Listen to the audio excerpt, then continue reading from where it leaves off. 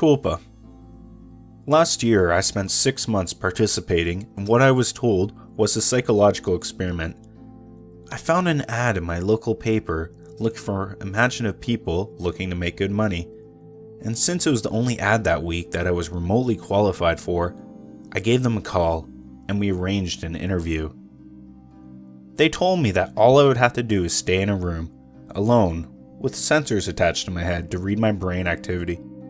And while I was there, I would visualize a double of myself. They called it my Tulpa. It seemed easy enough, and I agreed to do it as soon as they told me how much I would be paid. And the next day, I began. They brought me to a simple room and gave me a bed, then attached sensors to my head and hooked them into a little black box on the table beside me. They talked me through the process of visualizing my double again, and explained that if I got bored or restless, instead of moving around, I should visualize my double moving around, or try to interact with them, and so on. The idea was to keep him with me the entire time I was in the room. I had trouble with it for the first few days. It was more controlled than any sort of daydreaming I'd done before. I'd imagine my double for a few minutes, then grow distracted. But by my 4th day, I could manage to keep him present for the entire 6 hours. They told me I was doing very well. The second week, they gave me a different room, with wall-mounted speakers. They told me they wanted to see if I could still keep the Tulpa with me in spite of distracting stimuli. The music was discordant, ugly, and unsettling, and it made the process a little more difficult, but I managed nonetheless.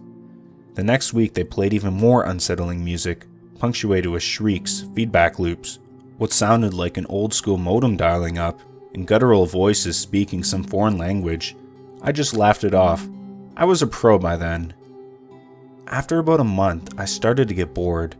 To liven things up, I started interacting with my doppelganger. We had conversations, or play rock, paper, scissors, or I'd imagine him juggling, or breakdancing, or whatever caught my fancy. I asked the researchers if my foolishness would adversely affect their study, but they encouraged me.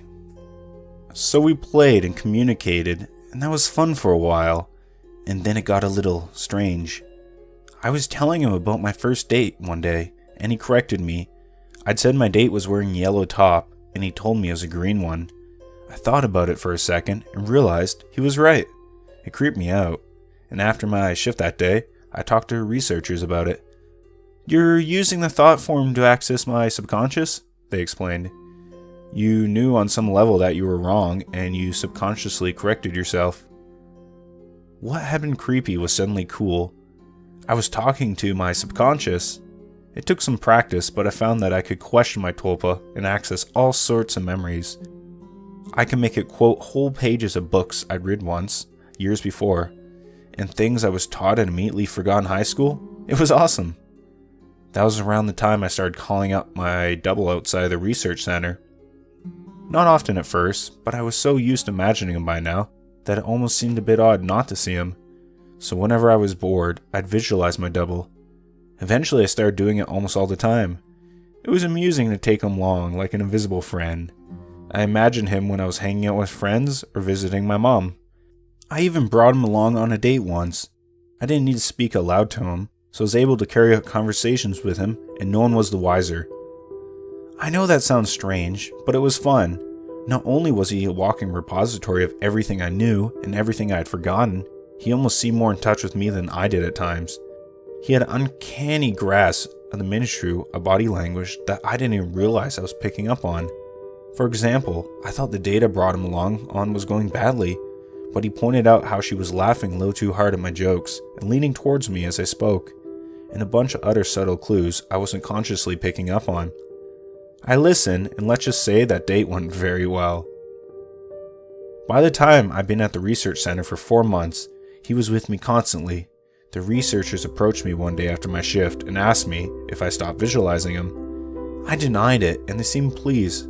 I silently asked my double if he knew what prompted that, but he just shrugged it off. So did I. I withdrew a little from the world at that point. I was having trouble relating to people.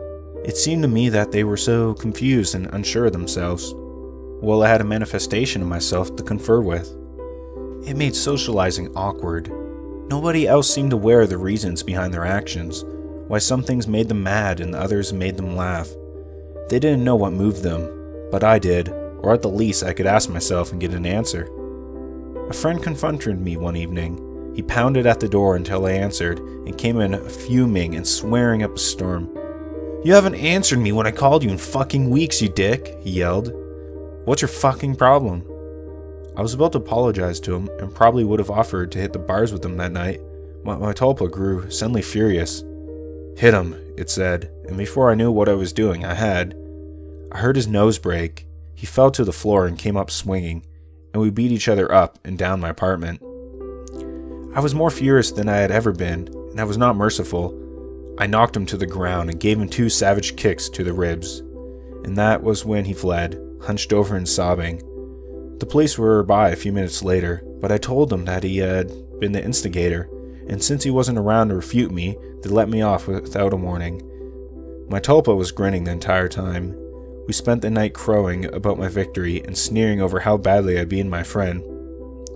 It wasn't until next morning, when I was checking out my black eye and cut lip in the mirror, that I remembered what had set me off. My double was the one who'd grown furious, not me. I'd been feeling guilty and a little ashamed, but he goaded me into a vicious fight with a concerned friend. He was present, of course, and he knew my thoughts. "You don't need him anymore. You don't need anyone else," he told me, and I felt my skin crawl. I explained all this to the researchers who employed me, but they just laughed it off. "You can't be scared of something that you're imagining," one told me. My double stood beside him and nodded his head, then smirked at me. I tried to take the words to heart, but over the next few days, I found myself growing more and more anxious about my Tulpa, and it seemed that he was changing. He looked taller and more menacing, his eyes twinkled with mischief, and I saw malice in his constant smile. No job was worth losing my mind over, I decided. If he was out of control, I'd put him down. I was so used to him at that point that visualizing him was an automatic process, so I started trying with my damnness not to visualize him. It took a few days, but it started to work somewhat. I could get rid of him for hours at a time, but every time he came back, he seemed worse. His skin seemed ashen, his teeth more pointed. He hissed and gibbered and threatened and swore. The discordant music I'd been listening to for months seemed to be accompanying him everywhere. Even when I was home, I'd relax and slip up, no longer concentrating on not seeing him, and there'd he be, and that howling noise with him. I was still visiting the research center and spending my 6 hours there. I needed the money, and I thought they weren't aware that I was now actively not visualizing my Tulpa. I was wrong. After my shift one day, about 5.5 months in, 2 impressive men jabbered and restrained me, and someone in a lab coat jabbed a hypodermic needle in my body. I woke up from my stupor back in the room, strapped into the bed, music blaring, with my doppelganger standing over me, cackling. He hardly looked human anymore. His features were twisted, his eyes were sunken in their sockets and filmed over like corpses. He was much taller than me, but hunched over. His hands were twisted and the fingernails were like talons. He was, in short, fucking terrifying. I tried to will him away, but I just couldn't seem to concentrate. He giggled and taped the IV in my arm. I thrashed my restraints as best as I could, but could hardly move at all. "They're pumping you full of the good shit, I think. How's the mind? All fuzzy?" He leaned closer and closer as he spoke. I gagged. His breath smelt like spoiled meat. I tried to focus, but couldn't banish him. The next few weeks were terrible. Every so often, someone in a doctor's coat would come in and inject me with something and force-feed me a pill. They kept me dizzy and unfocused, and sometimes left me hallucinating or delusional. My thought form was still present, constantly mocking. He interacted with, or perhaps caused, my delusions. I hallucinated that my mother was there, scolding me, and then he cut her throat, and her blood showered me.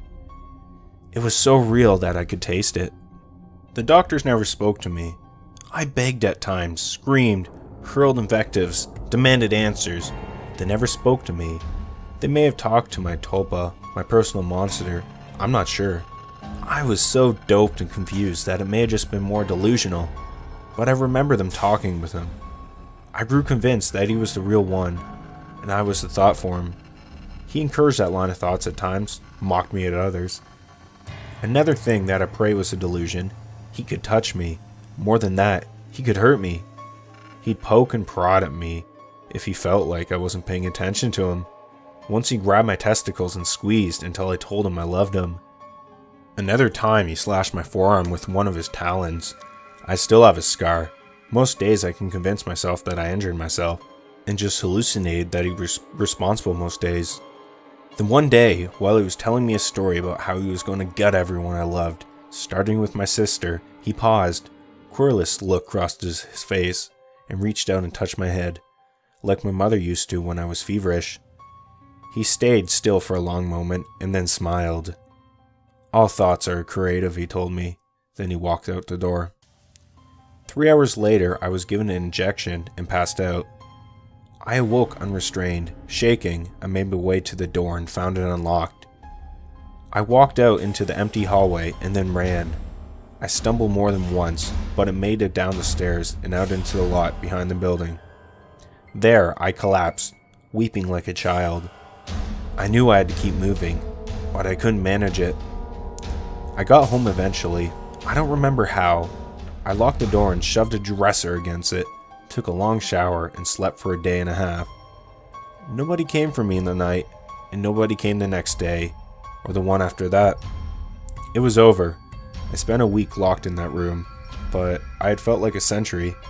I'd withdrawn so much from my life beforehand that nobody had even known I was missing. The police didn't find anything.